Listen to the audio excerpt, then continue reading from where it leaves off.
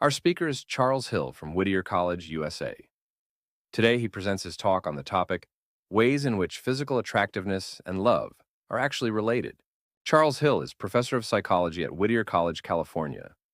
He has a PhD in social psychology from Harvard University.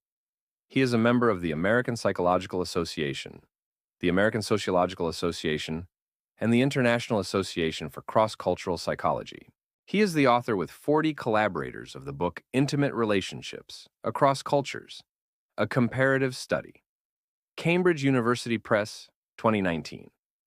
He is also the author of Prejudice, Identity, and Well-Being, Voices of Diversity Among College Students, Routledge Publishing, 2022.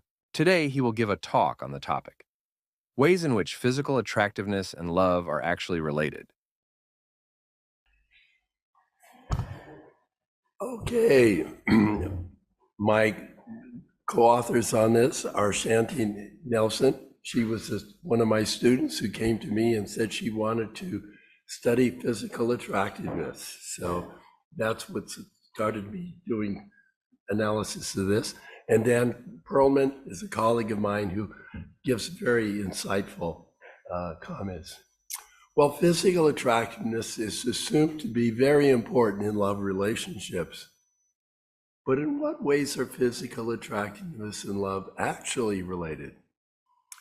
And this was explored in analysis of data from 2 studies. The first was a longitudinal study of both members of 231 dating couples recruited from 4 colleges in the Boston area, known as the Boston Couple Study, conducted by Zick Rubin, Ann Peplau, and myself.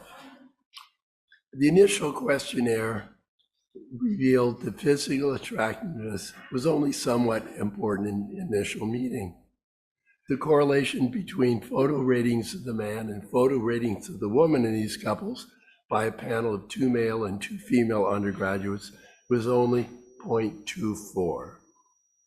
When squared, that indicates only about 6% of one photo rating is predicted by the other.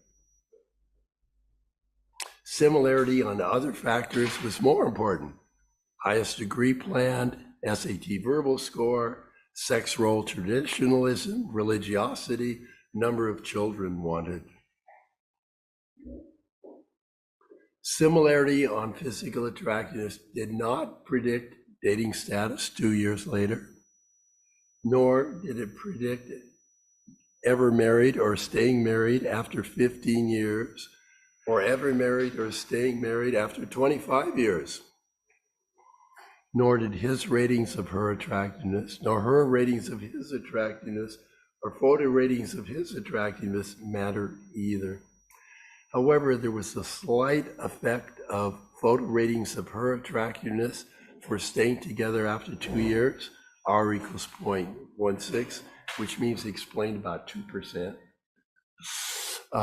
But it did not predict becoming married or staying married over 15 years or 25 years.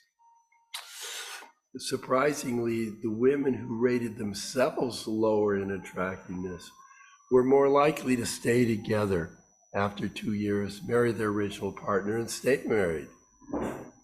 Presumably, they felt less confident in attracting another partner. It wasn't that their partners rated them low. It wasn't that the judges rated their photos low. It was their own lack of self-confidence. That study also revealed that the mean ratings of the physical attractiveness of partners were higher than the ratings of self. And both were higher than the scale midpoint and the photo ratings. So it's inflated. These inflated ratings of the partner were correlated with the Rubin love scale for both women and men. Hence, love affected ratings of partners' physical attractiveness more than ratings of partners' physical attractiveness affected the outcome of love relationships.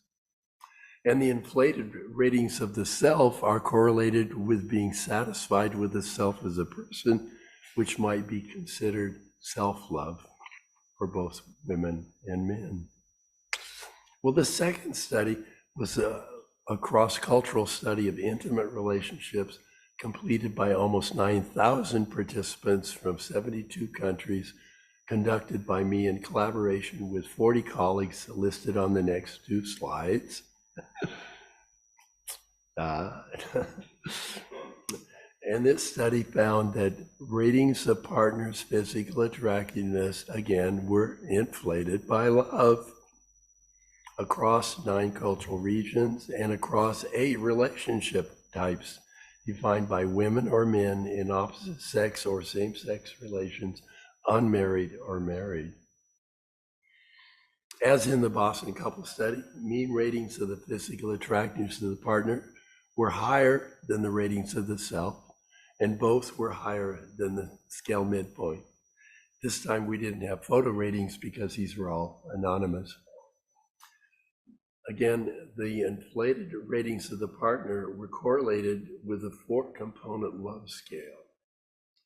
It turns out that I had measures of the Rubin love scale, the Sternberg love scale, Lee's love style, and when I analyzed them, I discovered, the best measure of love was two components from Rubin: caring, I would do anything for blank; attachment, I'd be miserable without blank; and 2 items from the Sternberg scale: the intimacy, disclosing things, and the passion, want to be romantic. So those 4 items together were consistent across the 9 cultural regions and the 8 relationships types.